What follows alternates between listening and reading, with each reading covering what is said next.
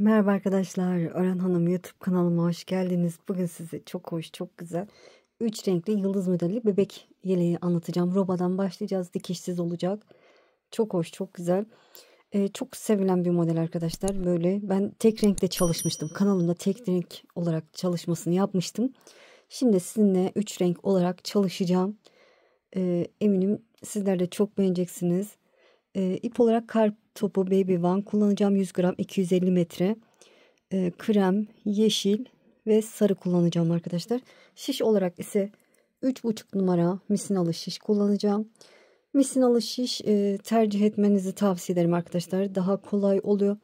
İlmekleri başka şişe ya da başka ipe, iğneye aktarmanıza gerek kalmıyor.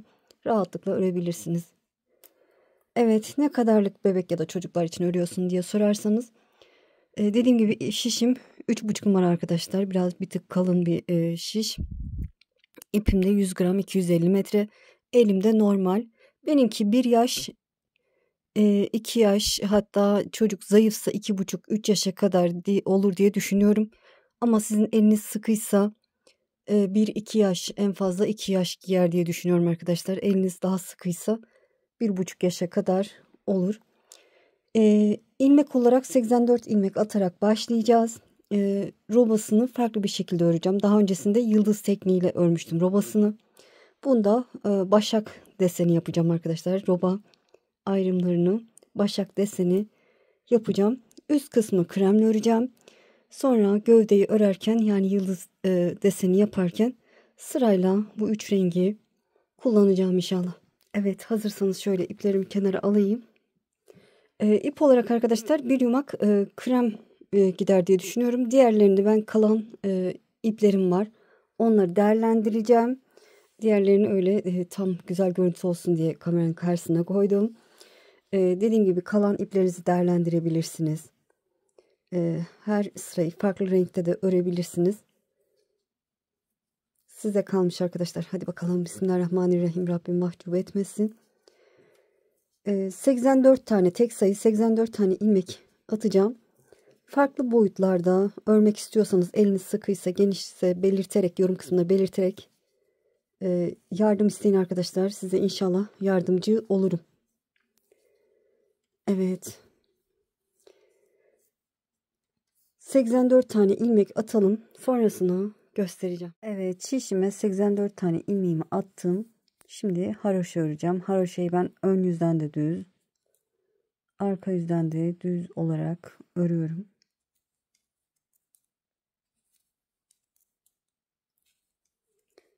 Evet, haroşa örerek siz haroşayı ters örüyorsanız, ben haroşa diyeceğim arkadaşlar. O yüzden rahatlıkla benimle birlikte örebilirsiniz. Evet, haroşa örerek sıranın sonuna kadar ilerleyelim. Evet, haroşa örerek sıranın sonuna yaklaştım. Son 2 ilmeğim kaldı. Onları da örüp sıramı tamamlıyorum. Çevirdim. Bakın, ön yüzde bir sıra haroşam oluştu bile. İpi kendime doğru alıyorum. İlk ilmeğimi örmeden sağ şişimi alıyorum ki kenar düzgün olsun. Ve yine haroşa örgüme devam ediyorum.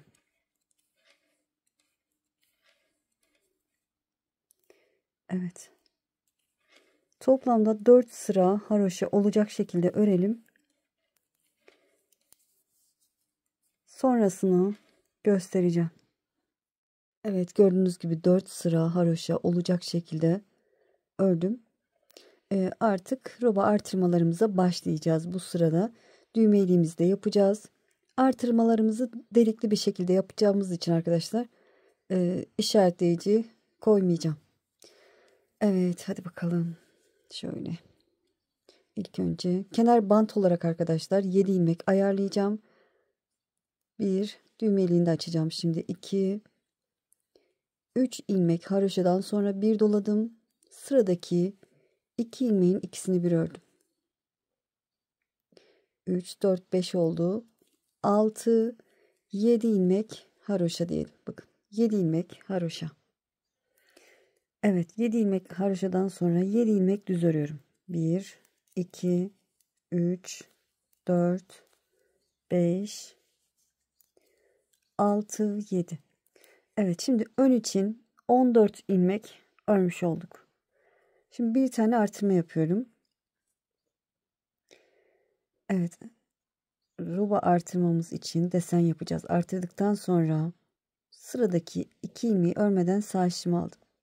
Baştakini arkadan sol şişime geçiriyorum. Sağ şişimi yavaşça çekip ikinci ilmeği önden alıp sol şişime aktardım ve sırayla düz örüyorum. 1, 2. Ortadaki ilmeklerimizi önden bir tanesini sağa bir tanesini sola alıyoruz arkadaşlar. Sıradaki 2 ilmeği de örmeden sağ şişimi aldım. Baştakini önden sol şişime geçirdim. Sağ şişimi yavaşça çekip ikinci ilmeği arkadan alıp sol şişime aktardım ve sırayla düz örüyorum. 1, 2. Evet. Desenimizi yaptık. Desen 4 ilmekten sonra bir doladık. Artırma ilmeklerimiz 4 tane desenli olacak. Artırmamı yaptım. Kol için 9 ilmek örüyorum. 1, 2, düz örerek ilerliyorum. 3, 4, 5, 6, 7, 8, 9. Evet, buradaki artırmayımızı, desenimizi yaptığımız gibi aynı işlemi yapacağız. Bir doladım. Sıradaki 2 ilmeği bakın. Şöyle de yapabilirsiniz. Önce sağ şişinizden çıkartın. Baştakini bakın sol şişimi aldım. İkinci ilmeği de sağ şişimi alıp sol şişime aktarıyorum ve sırayla düz örüyorum. 1, 2, böyle daha kolay olur. Diğer ikisini de sonra göstereceğim. Kolay yöntemini. Şimdi şöyle bunu bu şekilde yapalım. Bakın 2 ilmeğimi örmeden sağ şişimi aldım. Baştakini sol şişime aktardım. Sağ şişimi çekip arkadan ikinci ilmeği alıp sol şişime aktardım. Ve sırayla düz örüyorum. 1, 2. Evet, ne yaptık? Ortadaki 2 ilmeğimizi yanlara aldık. Bir doladım. Arka için 22 ilmek örüyorum. 1, 2, 3, 4, 5, 6, 7, 8, 9, 10, 11, 12, 13, 14, 15, 16, 17, 18, 19, 20, 21, 22 ilmek ördüm. Yine roba artırması yapacağız. Bir doladım. Şimdi yine 2 ilmeğimi şöyle sağ şişimden çıkartıyorum. Baştakini arkadan sol şişime aldım. İkinciyi önden sağ şişime alıp sol şişime aktarıyorum ve sırayla düz örüyorum. 1, 2. Diğer ikisini de şöyle çıkartınca zor oluyor arkadaşlar. Burada arkadan ikinci ilmeği şişime batırdım. Sol şişime çekip birinci ilmeği aldım. Sağ şişimdeki ilmeğimi sol şişime aktardım. Ve sırayla düz örüyorum. Bu şekilde. Bir doladım. Desen ilerledikçe açığa çıkacak. Kol için 9 ilmek örüyorum. 1, 2, 3, 4, 5, 6, 7, 8, 9. Yine desen artırmalarımı yapacağım. Bir doladım. Sıradaki 2 ilmeği sol şişimden bıraktım. Baştakini sol şişime geçirdim. İkinciyi önden sağ şişime aldım ve sol şişime aktardım. Sırayla ikisini düz ördüm. Evet, burada kolay yöntemi şu şekilde örebilirsiniz arkadaşlar. Şöyle ilk önce ikinciyi bakın arkadan girip ikinci ilmeği düz örün. Bunu da göstermek istiyorum size. Sonra öndekini tek olarak bakın. Öndekini düz ördüm. Yani aynı işlemi yapmış olduk. Bu şekilde. Bir doladım. 7 ilmek düz. 1, 2, 3, 4, 5, 6, 7. 7 ilmek de haroşa olacak. Ben de haroşaları da düz ördüğüm için düz örerek tamamlıyorum. Önler için 14 ilmek. ayarlamış olduk. Evet, şöyle. Birinci ajur artırma sıramı tamamladım. Çevirdim.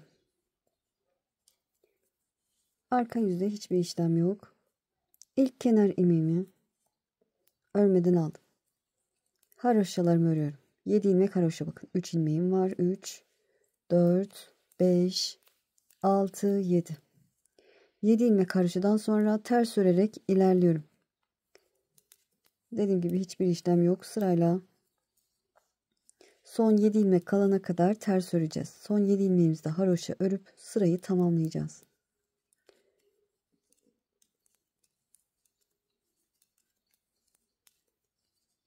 Artırdığımız ilmekler de ters. Evet, son 7 ilmek kalana kadar ters örerek ilerleyelim. Evet, son 7 ilmek kalana kadar ters örerek ilerledim. Son 7 ilmeğimde haroşa örerek ilerliyorum.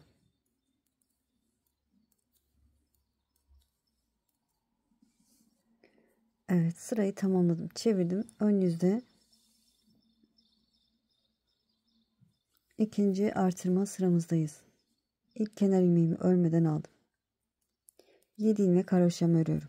2, 3, 4, 5, 6, 7.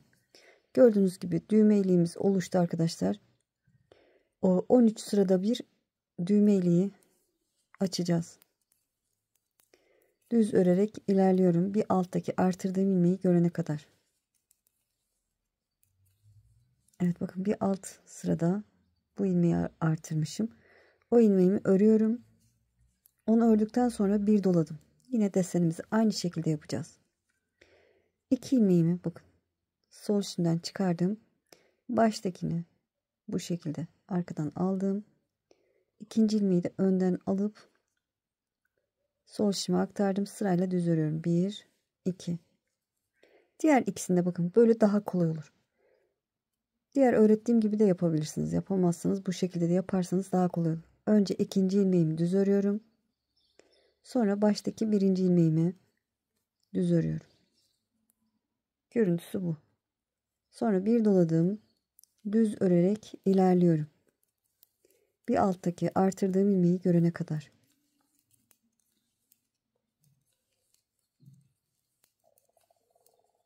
Evet, bir alttaki artırdığım ilmek bu. Ajurdan anlıyorum. Delikten anlıyorum.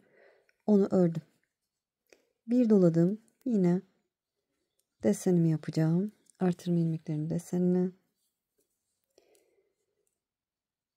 2 ilmeği sol şimden çıkardım. Baştakini sol şime aldım. İkinci ilmeği önden sağ şime alıp sol şime aktarıyorum ve sırayla düz örüyorum. 1, 2. Diğer 2 ilmeği de ilk önce arkadan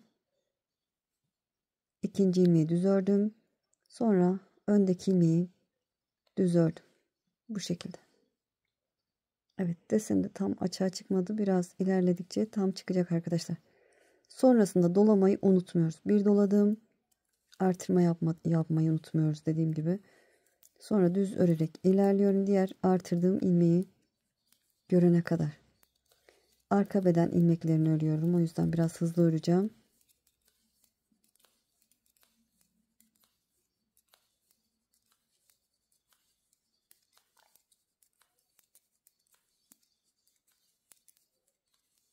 Evet. Bir alttaki artırdığım ilmeği gördüm. Onu örüyorum. Bir doladım. Yine 2 ilmeği sol şimden çıkardım. Baştakini sol şime geçirdim. İkinci ilmeği önden alıp sol şime aktardım ve sırayla düz örüyorum. 1, 2. Yine diğer 2 ilmeği de ilk önce ikinci ilmeği böyle arkadan girip düz örüyorum.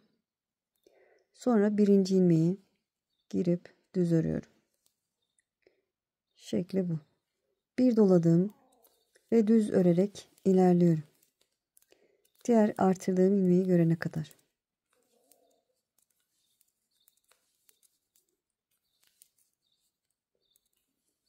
Evet, bir alttaki artırdığım ilmek bu. Onu örüyorum. Bir doladım. Yine ortadaki 2 ilmeğimi Sol şimdiden çıkardım baştakini. Sol şimi aldım. İkinci ilmeği önden alıp sol şimi aktardım ve sırayla düz örüyorum. 1 2. Diğer iki ilmeği de ilk önce ikinci ilmeği arkadan şöyle girip düz örüyorum. Sonra öndeki ilmeği düz örüyorum. Bu şekilde doladım ve düz örerek ilerliyorum.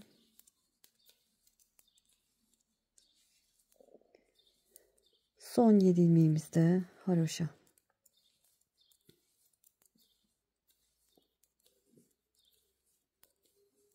Evet, ikinci artırma sıramı tamamladım. Çevirdim. Arka yüzde yine hiçbir işlem yok. Bir alt sırada arka yüzde ne yaptıysak aynı işlemi yapacağız. Baştaki 7 ilmeğimiz haroşa. 2 3 4 5 6 7. 7 ilmek haroşadan sonra ters örerek ilerliyorum.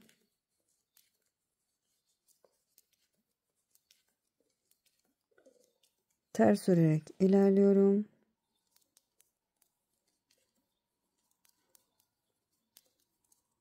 Son 7 ilmek kalana kadar ters örerek ilerleyelim. Evet, son 7 ilmeğim kaldı. Onları da haroşa örüp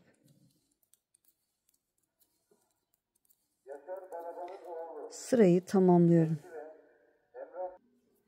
Evet, son 7 ilmeğimizi haroşa ördük, çevirdik. Üçüncü artırma sıramdayım. Yine 7 ilmek haroşamı örüyorum. 2 3 4 5 6 7. 7 ilmekten sonra düz örerek ilerliyorum. Yine bir alttaki artırdığım ilmeği görene kadar. Saymama gerek yok. Her sırada artıyor. O yüzden bakın bir alttaki artırdığım ilmeğimi ördüm. Bir doladım. Yine desen yapacağız robalarımıza. 2 ilmeği örmeden sol şimdiden çıkardım. Baştakini sol şimi aldım. Arkadakini önden sağ şimi alıp sol şimi aktardım. Ve sırayla düz örüyorum. Diğer 2 ilmeği de önce arkadan girip ikinci ilmeği düz örüyorum. Sonra baştaki ilmeği düz örüyorum.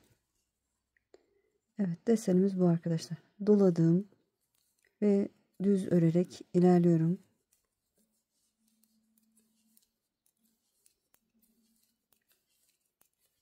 Diğer artırdığım ilmeği görene kadar. Evet, bir alttaki artırdığım ilmek bu. Onu örüyorum. Ortadaki 4 ilmekteyim. Öncesinde bir doladığım 2 ilmeğimi sol şimdiden çıkardım. Baştakini arkadan sol şimi aldım. İkinci ilmeği sağ şimi alıp sol şimi aktardım ve sırayla düz örüyorum. Diğer 2 ilmeği de arkadan şöyle girip ilk önce ikinci ilmeği düz örüyorum. Sonra birinci ilmeği düz örüyorum. Bir doladım ve düz örerek ilerliyorum. Robamız bu kadar kolay arkadaşlar. Evet, arka bedeni örüyoruz. İlmeklerimi örüp döneceğim arkadaşlar diğerini göstermek için. Evet, arka beden ilmeklerini ördüm. Bir alttaki artırdığım ilmeği de karşımda. Onu da düz olarak ördüm. Bir doladım. Yine desenimi yapıyorum. 2 ilmeği sol şimdiden çıkardım. Baştaki ilmeği sol şime aktardım. İkinci ilmeği önden alıp onu da sol şime aktardım ve sırayla düz örüyorum. 1 2. Diğer 2 ilmeğini de ilk önce ikinci ilmeği arkadan girip şöyle düz örüyorum. Sonra birinci ilmeği düz örüyorum. Yine yerlerini değiştirmiş oluyoruz. Bir doladım, düz örerek ilerliyorum.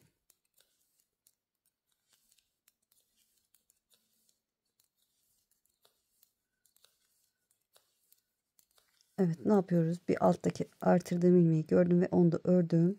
Ortadaki 4 ilmekteyim. Öncesinde bir doladım. 2 ilmeği sol şimdiden çıkardım. Baştakini sol şime aldım. Arkadakini önden sağ şime alıp Sol şişimi aktardım ve sırayla düz örüyorum. Diğer 2 ilmeğini de ilk önce ikinci ilmeği arkadan girip düz örüyorum. Şöyle. Sonra birinci ilmeği düz örüyorum. Bir doladım ve düz örerek ilerliyorum.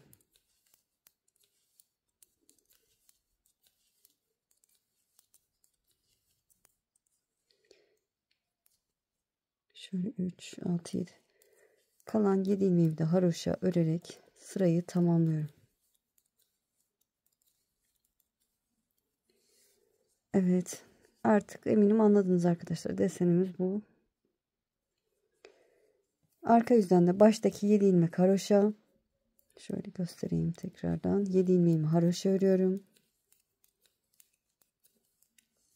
7 ilmekten sonra ters örerek ilerliyoruz. Ters örerek ilerleyeceğiz. Son 7 ilmek kalınca onu da haroşa örüp sırayı tamamlayacağız.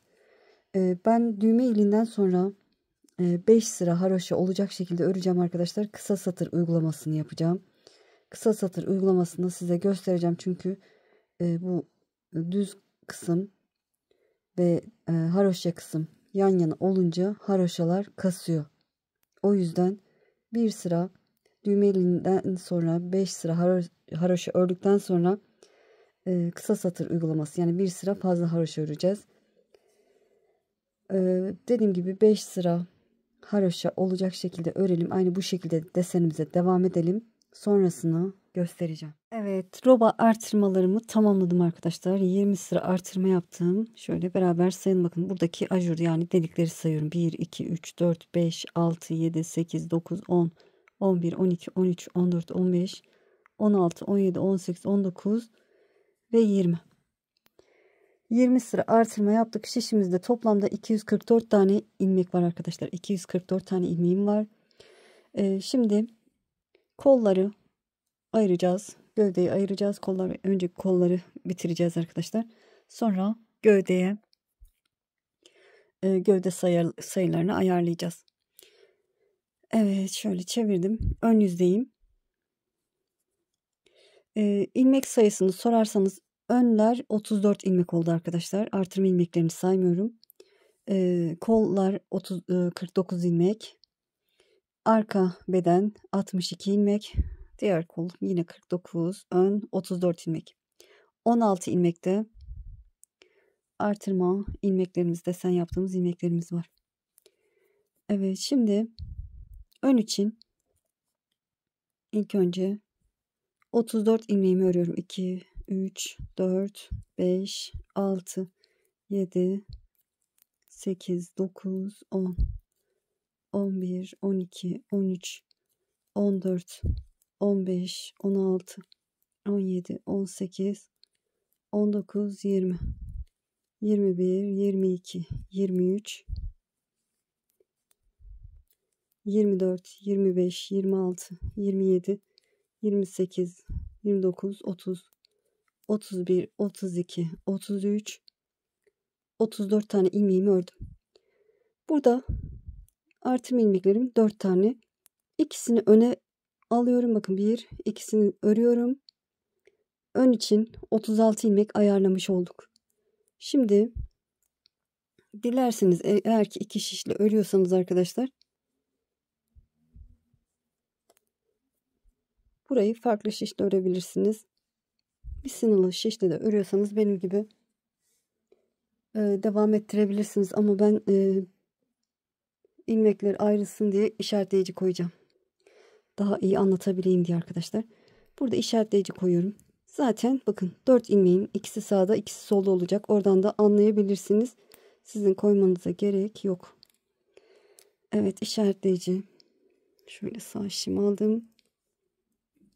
Kol ilmeklerim 49'du. 51 olacak arkadaşlar. 2 burada. Pardon, 51 diyorum. 53 olacak. Evet, 2 burada, 2 de diğer tarafta alacağız. Evet. Düz örerek ilerliyorum. Şöyle buradaki Desenimize kadar 2 ilmeği içine alacak 4 ilmeğimiz var. Desenimizde 2 ilmeği sağa 2 ilmeği sola katacağız. O yüzden 2 ilmeğimizi de örelim. Yani buraya kadar gelelim. Evet, artırma desen ilmeklerimin 2 tanesini ördüm. Toplamda kol için 53 ilmek ayırmış olduk. Şimdi çeviriyorum arkadaşlar. Şöyle çevirdim. Haroşa öreceğim. İlk ilmeğimi örmeden aldım. Haroşa örerek ilerliyorum.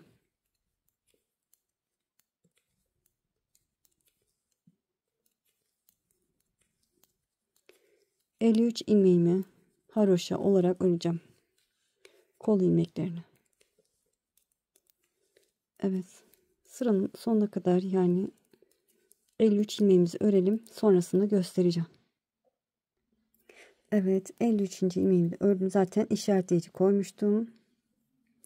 Artık işaretleyicimi çıkartabilirim arkadaşlar. Dediğim gibi farklı şiş de kullanabilirsiniz.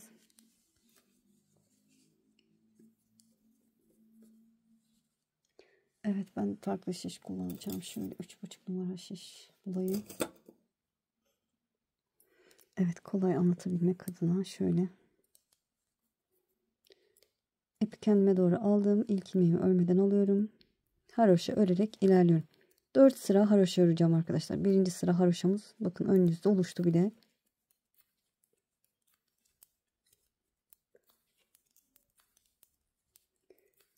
Kol ilmeklerini 4 sıra haroşa olacak şekilde örelim.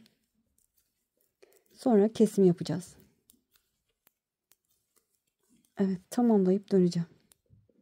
Evet, gördüğünüz gibi 4 sıra olacak şekilde ördüm. Şimdi dilerseniz 5 sıra da örebilirsiniz. Şöyle kesim yapacağız.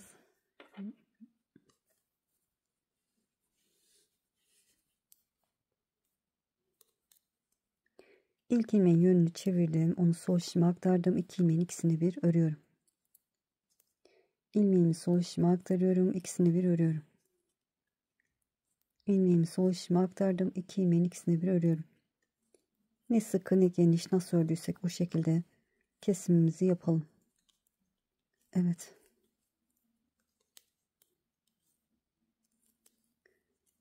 Tamamen kesip döneceğim. Evet, kesimi tamamladım arkadaşlar. Son bir ilmeğim kaldı. Şöyle düz tarafı bana bakacak şekilde ikiye katlıyorum. Tığ yardımıyla hemen dikeceğim arkadaşlar. Tığ yardımıyla birleştireceğim bu iki tarafı. Evet, ilmeğimi hafif genişlettim. Bu tarafta bakın. Şöyle tam karşıya buraya giriyorum. İlmeği aldım, buradan geçirdim. Şöyle bir zincir, sıradaki yuvaya bakın. Burada iki tel, karşıdan da iki tel alacak şekilde girdim. İlmeği aldım, ilmeği içinden geçirdim. Sıradaki yuvaya giriyorum. Hem buraya hem karşıya giriyorum. İlmeği alıp ilmeği içinden geçiriyorum. Sık iğne de yapabilirsiniz. Sıradaki yuvaya giriyorum. Bakın bu şekilde ilmeği alıp ilmeği içinden geçirdim. Sıradaki hem buraya hem karşıya giriyorum. İlmeği aldım, ilmeği içinden geçirdim. Şöyle bir de şuraya girsek mi? Şuraya ve karşıda da şöyle gireceğim arkadaşlar. Güzel dursun. İlmeği aldım, ilmeği içinden geçirdim. İlmeği genişlettim. Şöyle bakıyorum, bakın. Gayet düzgün duruyor.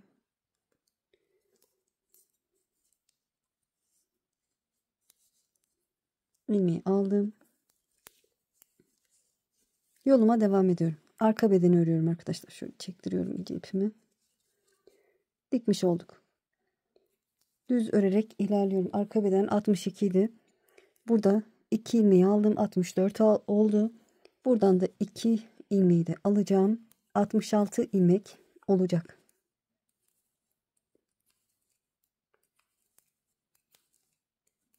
Evet. Diğer kol ilmeklerine kadar ilerliyoruz arkadaşlar. 66 ilmeğimizi öreceğiz. Sonra kol ilmeklerini 4 sıra haroşa örüp keseceğiz. Evet. Şöyle dediğim gibi 66 ilmeğimizi örelim, sonrasını göstereceğim. Evet, arka beden için 66 ilmeğimi ördüm. Şunu söylemeyi unuttum arkadaşlar. Burada bir ilmek artırma yapmış olduk.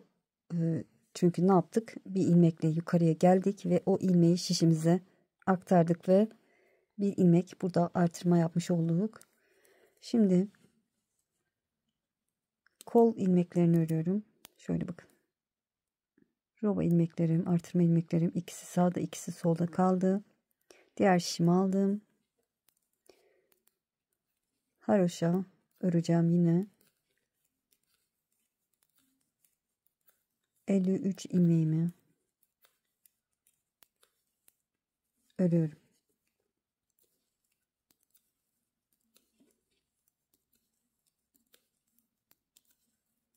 Evet, 53 ilmeğimi örüp döneceğim. Evet, 53 tane ilmeğimi ördüm. Şöyle çeviriyorum.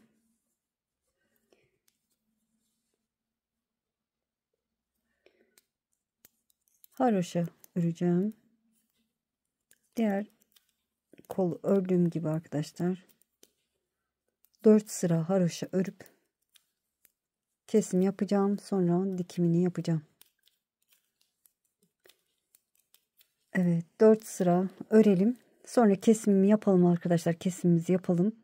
Birleştirmenin sonunda size göstereceğim ne yapacağınızı. Evet, diğer kolun ilmeklerinde 4 sıra haroşa olacak şekilde ördüm, kesimi yaptım. Birleştirmemi yapıyorum tığla. Şöyle son hamleyi de sizinle yapayım istedim. Şöyle şuraya batıyorum bakın.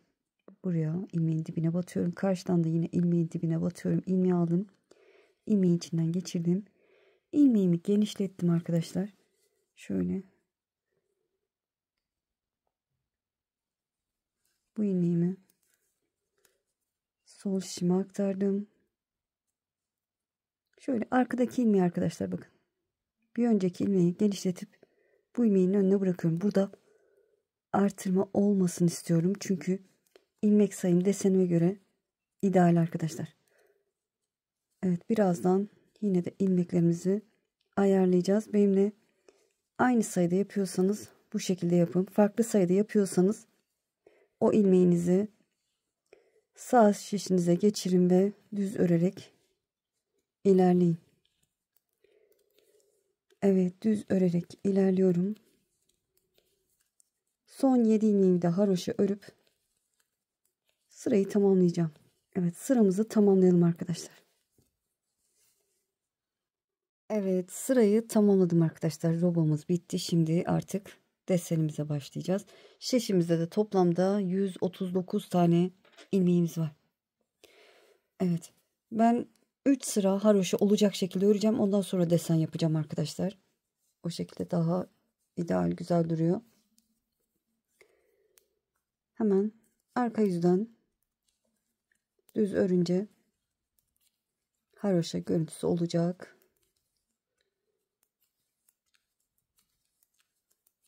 Evet, 3 sıra haroşa olacak şekilde örelim. Sonra desenimize geçeceğiz. Evet, ön yüzde birinci sıra haroşam oluşuyor bile.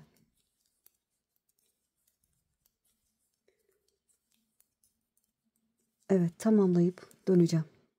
Evet, gördüğünüz gibi 3 sıra haroşa olacak şekilde ördüm. Şimdi desenimiz için ilmeklerimizi anlatacağım arkadaşlar. Eğer ki farklı sayıda başladıysanız ya da daha fazla ya da daha az artırma yaptıysanız desenimizi ayarlayacağız. Desenimiz 4 ilmek ve katları artı 1 ilmek fazla olursa tam denk düşüyor. Tabii buna baştaki 7 ilmek haroşamız ve sondaki 7 ilmek haroşamız dahil değil arkadaşlar. Şişimizde toplamda siz sayarsınız arkadaşlar. Şöyle beraber hesaplayalım. Şöyle. Dediğim gibi beraber hesaplayacağız. Şişimizde toplamda 139 ilmeğimiz var. Eksi 7 ilmek başta haroşa kısım, sondaki 7 ilmekte onların ikisini çıkartacağım. Yani 14 ilmek artı 1 ilmek de fazla atacaktık. O 1 ilmeği de çıkartacağız. Yani eksi 15 ilmeği çıkardık. 124 ilmek kaldı. Bölü 4 31. Evet, tam denk düşüyor arkadaşlar. Bu şekilde eksik ilmeğiniz varsa o kadar ilmek, yani 1-2 ilmek eksikse aralarda artırma yapabilirsiniz. Bir ilmek fazlaysa da bir tane ilmeği çift alabilirsiniz. Evet. Şimdi ne yapacağız? Biz arka yüzden başlayacağız arkadaşlar. Diğer rengimizi arka yüzden geçeceğiz. O yüzden ön yüzden baştaki 7 ilmeğimi haroşa örüyorum. 3, 6, 7 ilmek haroşadan sonra düz örerek ilerliyorum. Evet, diğer rengimize arka yüzden geçeceğiz. O şekilde modelimiz daha kolay oluyor arkadaşlar. Evet, bu sıramızı tamamlayalım. Evet, sırayı tamamladım. Çevirdim. Arka yüzdeyim. Baştaki 7 ilmek haroşamı örüyorum. 2, 3, 4, 5, 6, 7. 7 ilmek haroşadan sonra diğer rengime geçeceğim. Şöyle. Evet, sarı ipimi aldım. Evet, bu ipimi burada bırakıyorum arkadaşlar. Diğer tarafı farklı bir ip ucu alıp yapacağım. Evet, ters örerek ilerliyorum. Arka yüzde olduğumuz için ters örüyoruz arkadaşlar. Desenimizi ön yüzde yapacağız. Arka yüzden hazırlık yapmış oluyoruz. Evet, ters örüyorum. Burada bu iki ipi birbirine bağlayacağım ki sonra sorun çıkarmasın.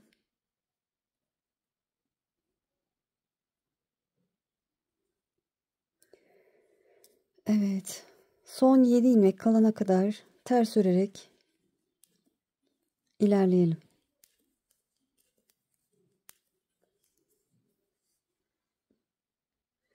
Evet, son 7 ilmek kalana kadar ters örerek devam ettim. Şimdi burada ne yapıyorum? Yumağımın arkadaşlar, bunu içinden çekmiştim. Şimdi diğerini de dışındaki ipi alıyorum. Dilerseniz ayrı bir yumak da yapabilirsiniz ama bu şekilde yapacağım arkadaşlar ben. Evet, burada şöyle ipimi arkaya alıp kalan 7 ilmeğimi haroşa örerek sıramı tamamlıyorum. Evet, şöyle sırayı tamamladık. Burada da iki ipi birbirine bağlayacağım ki sorun çıkarmasın sonra.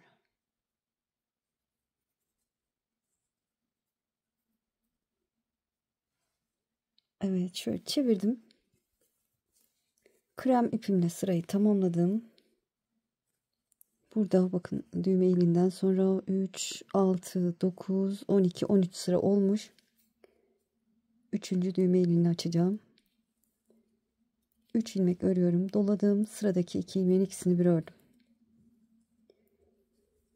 Ve 2 ilmeğimi de örüp kenar bandını tamamladım. Şimdi burada şöyle şu şekilde öreceğiz arkadaşlar, bakın.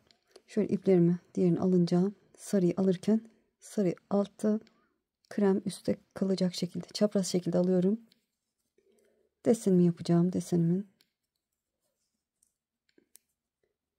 Evet, görüntüsünü bu sırada oluşturacağız. İlk ilmeğimi ördüm. 7 ilmekten sonra bir tane sarı ilmeğimi ördüm arkadaşlar. Sıradaki 3 ilmeğin içine giriyorum. Yıldız desenimi yapacağım. Girdim, ilmek aldım. Doladım. Tekrar bu 3 ilmeğin içine giriyorum. İlmek alıyorum. 3 ilmekten 3 ilmek çıkardım. 1 ilmek düz örüyorum. Sıradaki 3 ilmeğin içine giriyorum. İlmek alıyorum. Doluyorum. Tekrar giriyorum. İlmek alıyorum. 3 ilmekten 3 ilmek çıkardık. 1 ilmek örüyorum. Sıradaki 3 ilmeğin içine girip ilmek alıyorum. Doluyorum. Tekrar 3 ilmeğin içine giriyorum. İlmek alıyorum. Evet, desenimiz 2 sıradan oluşuyor. Arka yüzde sarı rengimize geçtik. Ön yüzde de desen yaptık. Ama çapraz şekilde ilerlediği için 4 sırada diyebiliriz arkadaşlar. Evet, bir ilmek.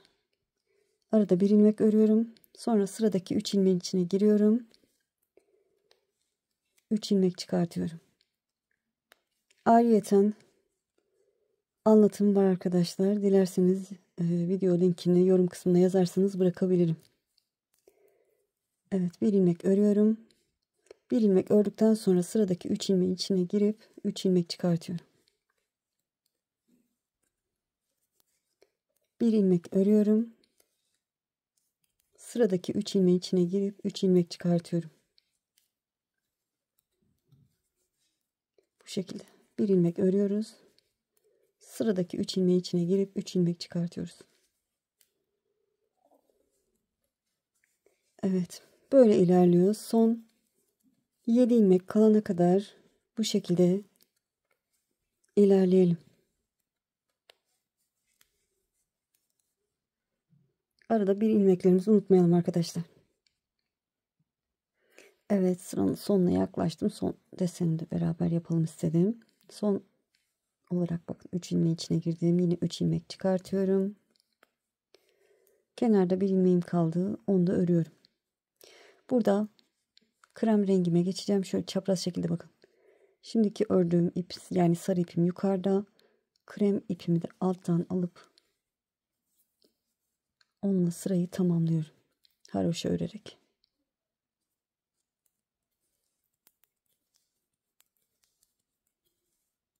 Bu şekilde yapmazsanız arkadaşlar bu arada bir açıklık olur. Çok çirkin bir görüntü olur. Evet, bir desenimizi tamamladık. Şimdi çevirdim.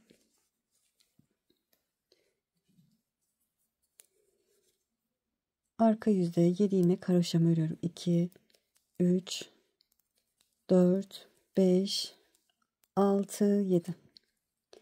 7 ilmekten sonra kremle devam edeceğim arkadaşlar. İkinci desenimi kremle yapacağım. O yüzden yani krem rengime geçmiş oldum burada. Direkt ters örerek devam ediyorum. Arka yüzden yapacağız hep renk geçişlerini. Evet, sırayla bütün ilmeklerimi ters örüyorum. Arka yüzden diğer renge geçeceğiz. Ters öreceğiz. Ön yüzden de desen yapacağız.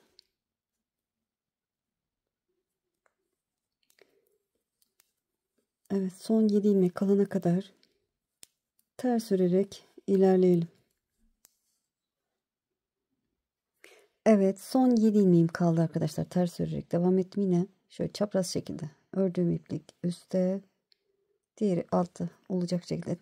Direkt devam edebiliriz ama ben devam etmiyorum arkadaşlar. Diğer ipime geçiyorum. Kalan 7 ilmeğimi de haroşa örüp sırayı tamamlıyorum. Evet, düğmeliğimiz de oluştu gördüğünüz gibi. Çevirdim. Ön yüzde desen sırasındayız. 7 ilmek haroşamı örüyorum. 2, 3, 4, 5, 6, 7. Yine bu ipimi bırakıyorum. Bakın bu bıraktığım ipim üstte, diğerini alttan alıyorum. 7 ilmekten sonra bir alt deseni yaparken bir ilmek örüp desenimizi o şekilde yapmıştık. Şimdi 1, 2 ilmek örüyorum. Hatta 3 ilmek örüyorum arkadaşlar, özür dilerim. 3 ilmek ördüm. Bakın aradaki o bir ilmeğimiz, iki desen arasındaki bir ilmeğimiz ortada olacak. Evet, ikinci desen sırasında 3 ilmek ördük. 7 ilmekten sonra sıradaki 3 ilmeğin içine girip 3 ilmek çıkardık. Arada bir ilmek örüyorum. Yine sıradaki 3 ilmeğin içine girip 3 ilmek çıkartıyorum. Arada bir ilmek örüyorum. Sıradaki 3 ilmeğin içine girip 3 ilmek çıkartıyorum. Bu şekilde bir ilmek örüyorum. Bu bir ilmeğimiz alttaki desenin tam ortasındaki ilmek arkadaşlar. Oradan anlarsınız yanlış yapıp yapmadığınızı. Evet. 3 ilmekten 3 ilmek çıkardım. Arada 1 ilmek örüyorum. Sıradaki 3 ilmeğin içinden 3 ilmek çıkartıyorum. Bu şekilde sıranın sonuna kadar ilerleyelim. Evet, sıranın sonuna yaklaştım. Yine sıradaki 3 ilmeğin içine giriyorum. 3 ilmek çıkartıyorum. Kalan 3 ilmeğimi de örüp evet, tamamladım arkadaşlar. Desenim burada. Diğer ipime geçeceğim dedim ama ipim burada yok arkadaşlar. Aynı şekilde ilerliyorum. Evet. Kalan 7 ilmeğimi haroşa örüp sırayı tamamladım. Evet, ikinci desenimizi de tamamladık. Çevirdim arka yüzden. Baştaki 7 ilmek haroşamı örüyorum. 1 2 3 4 5 6 7. Evet, burada sarıya değil diğer rengime geçeceğim arkadaşlar. Diğer rengimi alayım. Evet, yeşil ipimi aldım. Burada ters örüyorum. Şöyle. Evet, ters örüyorum. Burada şu şekilde de yapabiliriz arkadaşlar. Şöyle. Sarı ipi bu yeşil ipin üzerine alıyorum. Ki bir sonraki sarıyı ördüğümüzde çok altta kalmasın. Tabii siz hangi renk yapıyorsanız sarı dedim ama. Evet, burada yeşil ve krem ipimi birbirine bağlıyorum.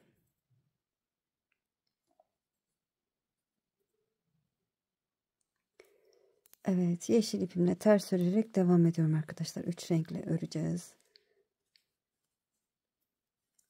Bu 3 rengi kullanacağız. Daha fazla renkte kullanabilirsiniz. Size kalmış. Kalan iplerinizi değerlendirebilirsiniz. Evet, son 7 ilmek kalana kadar ters örerek ilerliyorum. Evet, son 7 ilmek kalana kadar ters örerek ilerledim. Burada yeşil ipimi bırakıyorum. Bakın, yeşil ipim üstte, krem ipimi alttan alıyorum. Şöyle arkaya alıp kalan 7 ilmeğimi de haroşa örüp sıramı tamamlıyorum.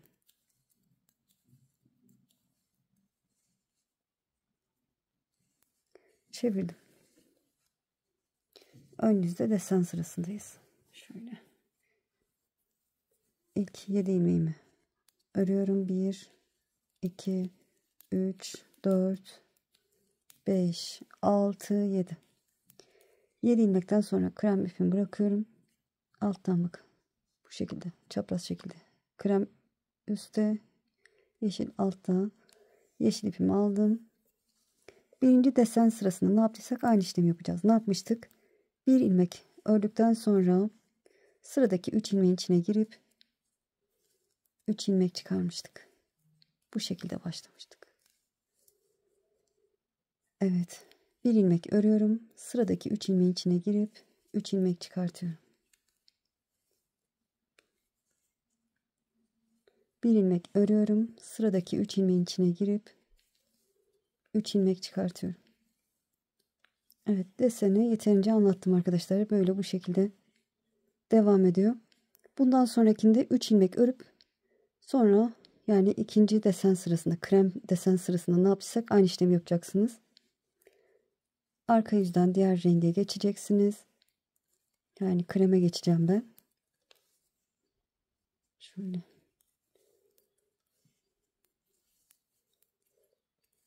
Bu şekilde ilerliyor arkadaşlar. Artık bilirsiniz, dediğim gibi. Kısa satır uygulamasında da düğmeliğinden sonra 5 sıra haroşa ördükten sonra yapacağım. Yine unutmuyoruz arkadaşlar. Eğer ki yaptıysanız diğerlerinde böyle arka yüzden diğer renge geçeceğiz. Kreme geçeceğim. Ön yüzden de 3 ilmek ördükten sonra 3 ilmeğin içinden 3 ilmek çıkartacağım. Krem sırasında yaptığım gibi. Bu şekilde devam edelim arkadaşlar. Yeterli boyuta gelince size göstereceğim. Desenimizi yapalım. Sonrasını göstereceğim. Gayet güzel oluyor renklerde. Evet, gördüğünüz gibi tamamladım arkadaşlar. yeterli diye düşünüyorum. 5 tane düğme iliğim oldu. Son düğme iliğinden sonra 3 sıra haroşa olacak şekilde ördüm. Evet, şöyle son olarak da krem ipimle yıldız desenini yaptım arkadaşlar. Hemen arka yüzden krem ipimle haroşa yaparak devam edeceğim. Evet, burada bu iki rengimi artık kesiyorum. Şöyle. Sonra tığ yardımıyla saklarım.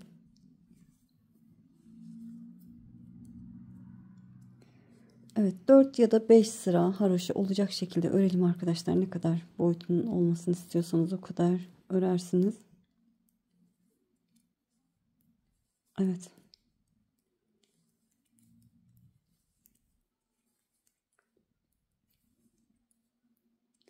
Haroşaya başladık arkadaşlar. Ön yüzden bir sıra haroşam oluşuyor bile, gördüğünüz gibi. Dediğim gibi size kalmış. 4 ya da 5 sıra haroşa örelim. Sonra kesimini yapacağız. Evet, tamamlayıp döneceğim. Evet, şöyle göstereyim arkadaşlar. Gördüğünüz gibi 1, 2, 3, 4, 5 sıra haroşa olacak şekilde ördüm. Şimdi kesim yapacağım.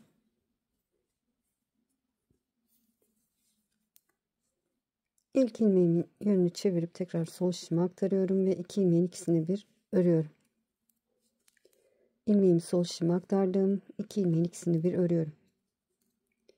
Evet, ilmeğimi sol şişime aktardım. İkisini bir ördüm. Bu şekilde bütün ilmeklerimizi keselim.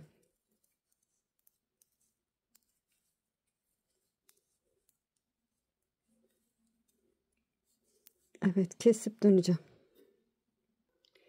Evet, kesimini tamamladım. Gördüğünüz gibi tamamen kestim. Yeleğimiz bitti arkadaşlar. Ben düğmesini henüz dikmedim ama çok hoş, çok güzel oldu.